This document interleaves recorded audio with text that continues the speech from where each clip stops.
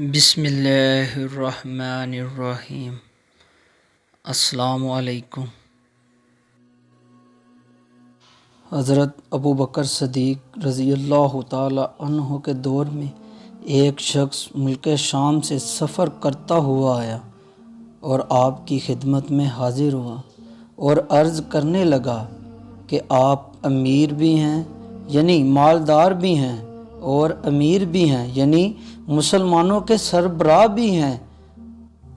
عرض کرنے لگا، حضور میرے اوپر قرضہ چڑھ گیا ہے، میری مدد کریں۔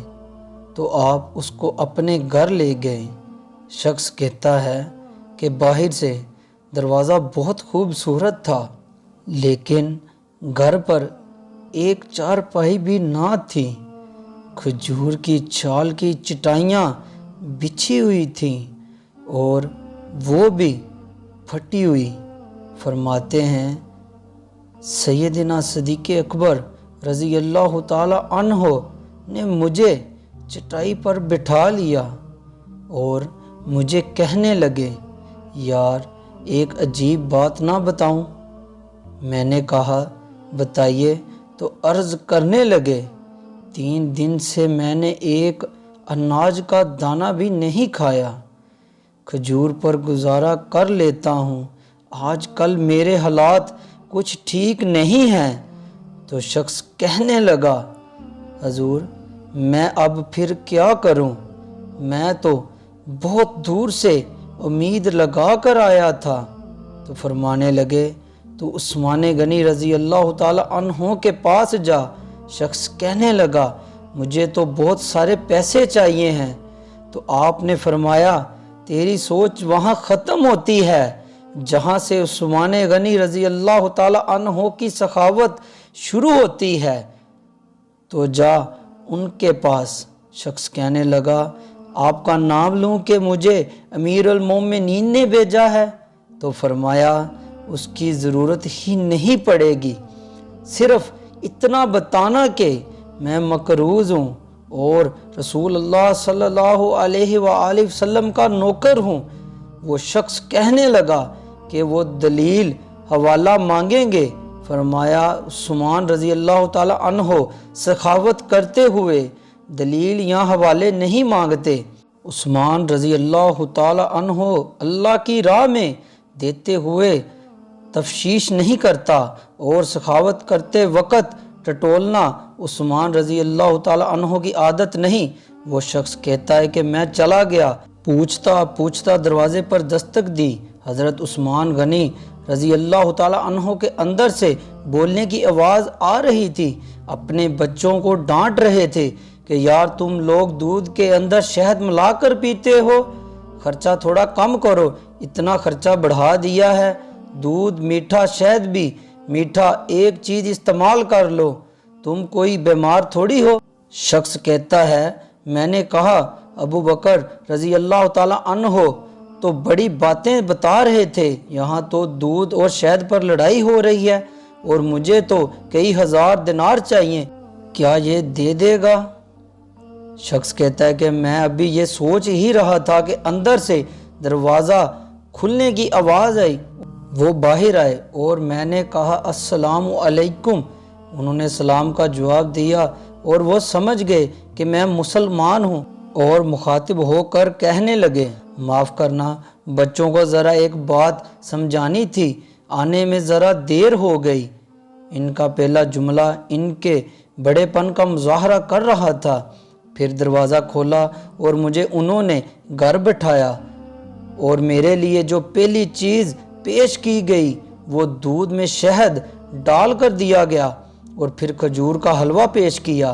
شخص کہتا ہے کہ میرے دل میں خیال آیا، عجیب شخص ہے، گھر والوں کے ساتھ جھگڑا کر رہے تھے، ایک چیز استعمال کیا کرو، میرے لیے 3 چیزیں آ گئی ہیں، لیکن ابھی میرا تصور جمع نہیں تھا، میں نے دل میں خیال کیا، اتنا تگڑا نہیں جتنا ابو بکر صدیق رضی اللہ تعالی عنہ نے بتایا ہے۔ وہ شخص کہتا ہے کہ کھلانے پلانے کے بعد پوچھنے لگے کیسے آئے ہو؟ میں نے کہا کہ میں مسلمان ہوں اور ملک شام کے گاؤں کا رہنے والا ہوں، اور کچھ کاروباری مشکلات آئی تو مقروض ہو گیا ہوں، اور میرے اوپر قرضہ ہے اور مجھے کچھ پیسوں کی حاجت ہے۔